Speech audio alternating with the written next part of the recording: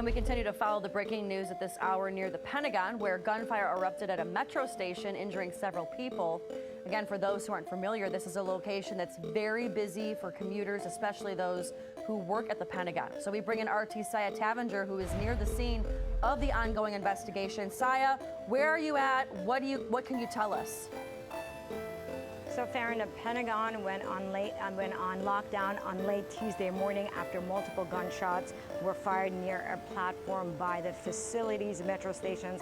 Officials say several injured and one death. So 3 people have been transported to the area hospital for further medical attention. 3 victims were transported by a helicopter and 2 by ambulance. Now, a police officer was among those injured, but the condition of the police officer has not yet been released. Now, officials have not released anything yet about the shooter, and we don't know a motive as of now. But the event occurred outside of the building on the Metro bus station, which, like you said, is a major entrance to the Pentagon, and it's actually used by thousands of personnel coming in and out of the building every single day. Now, the bus platforms is also used by multiple bus lines in the area, in the Washington, D.C. area.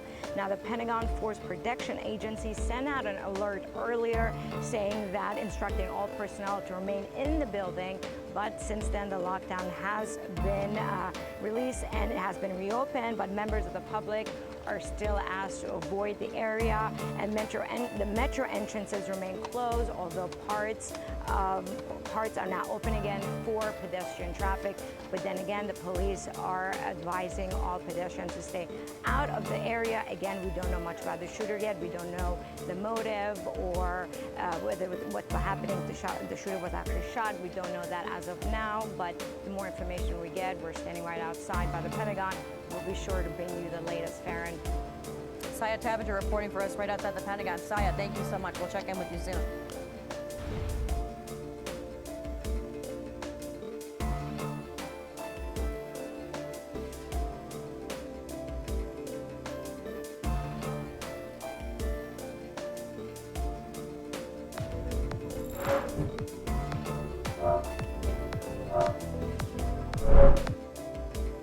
So that's the situation with the Taliban in Afghanistan, which we know is not fruitful, to say the least. But we promised we'd also look at ISIS. So let's take you now to East Africa, where ISIS appears to be in the midst of a resurgence as well. Here's correspondent Rachel Blevins with that part of the story. The terrorist group ISIS may be largely contained in the Middle East, but many fear its resurgence could be taking place in Africa as we speak. It's happening in the East African country of Mozambique, where more than 800,000 people have been forced to flee from their homes since an offensive led by ISIS militants began back in 2017. While the presence of ISIS has grown across Africa as a whole, it's this country that has been hit particularly hard, with more than 3,000 deaths over the last 4 years as a result of the conflict. On top of that, it's estimated that more than 1 million people in the country are in need of immediate humanitarian aid, and many live in fear of their communities being overtaken by ISIS. Reports of beheadings targeting civilians have become commonplace in a country with an estimated 18.2 million people, or 60% of the population, living in poverty. One mother recounted the tragic loss of her son, saying he was murdered when militants attacked her village and started to burn houses. She was at home with her 4 children and said they tried to escape to the woods, but militants took her eldest son and beheaded him. Her family had no way to fight back for fear they would be killed as well. Last month, Rwanda sent 1,000 soldiers to fight in regaining control of strategic towns from ISIS militants. That includes the fight for a port on the Indian Ocean.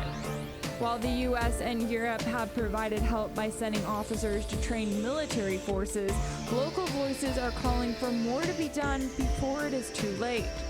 For the News with Rick Sanchez, Rachel Blevins, RT.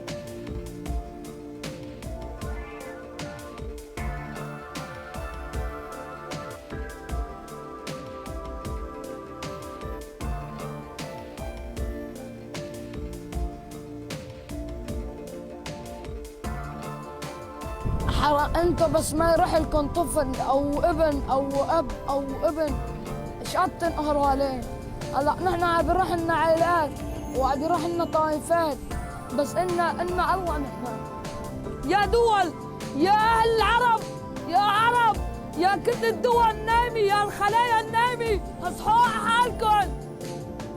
نحن عندنا الله، كل يوم والتاني عم بيروح لنا عائلات وطائفات، إنا الله وهذا انشروها، اما بيروحوا بس انشروها كل الدول، كل يوم عم بيروحوا شهداء، لك اطفال، نحن ارهابيين نحن. هاي الضربه.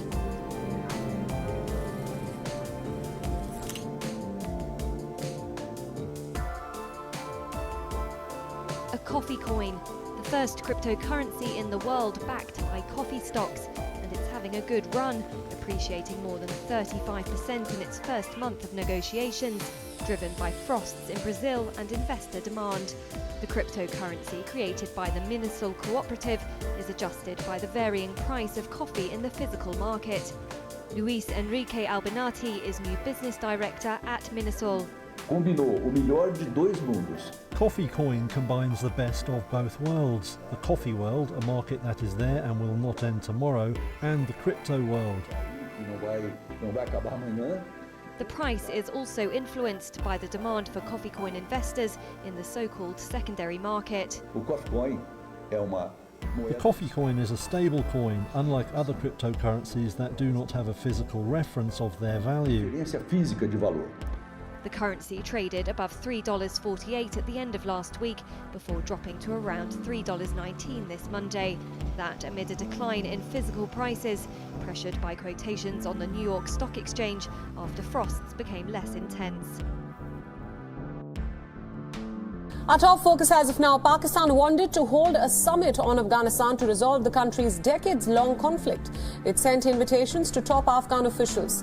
But there was one problem. The Afghan leaders were not willing to attend the summit. Naturally, the meeting has now been cancelled. Islamabad has blamed Afghan officials, saying that they first accepted the invitation but pulled out at the last moment. High-profile invitees, including Abdullah, the chairman of the High Council for National Reconciliation, Pakistan, said that it had not invited the Taliban and wanted to engage individually with the Afghan government. It is now planning a conference of regional foreign ministers on Afghanistan-related issues. Afghan officials' refusal to attend a Pak-sponsored meeting does not come as a surprise. The Afghan government has made it clear that Pakistan has a hand in destabilizing Afghanistan. Last month, during a summit in Uzbekistan, the Afghan President Ashraf Ghani said that terrorists from Pakistan have been entering Afghanistan. Ghani made this statement in the presence of Pakistani Prime Minister Imran Khan. The incident then sparked a war of words between the two, with Khan saying that it was unfair to blame Pakistan and that Islamabad helped bring the Taliban to the negotiating table.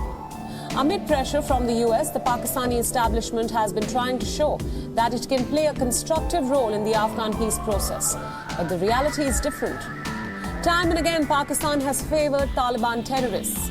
Earlier, Pakistani Prime Minister Imran Khan called the Taliban civilians. Remember, the Taliban has been killing civilians as well as surrendering Afghan soldiers. More recently, the country's foreign minister, Shah Mahmood Qureshi, backed the Taliban, saying that the terror group will keep the ISIS in check. It is another thing that the Taliban has been accused of harboring other terror groups as well.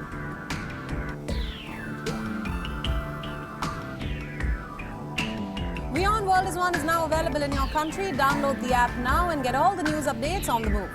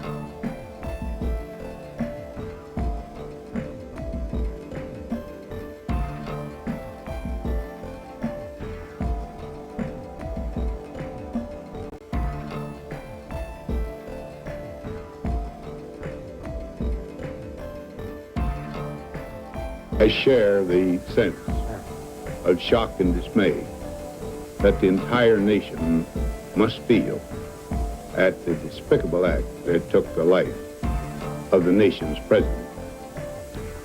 On the personal side, Mrs. Eisenhower and I share the grief that Mrs. Kennedy must now feel. And we send to her our prayerful thoughts and sympathetic sentiments in this hour. General, how would you counsel the American people at this time? In the face of such a terrible thing, I'm sure the entire citizenry of the nation will join as one man in expressing not only their grief, but their indignation at this act, and will stand faithfully behind the government. General, could you tell us how you got the word? I was at a meeting for the United Nations, and while there, a member of the meeting was called out and came back and told us the news. Although at that time, we did not know the president was dead. We did not know when I got back here at that time that he was dead. But, matter of fact, we had the last message we had was one rather of hope. And the entire company merely paused for a minute at the request of the chairman, and each of us, in his own way, said a silent prayer for the president. Should there be any concern, sir, over national security at a time like this?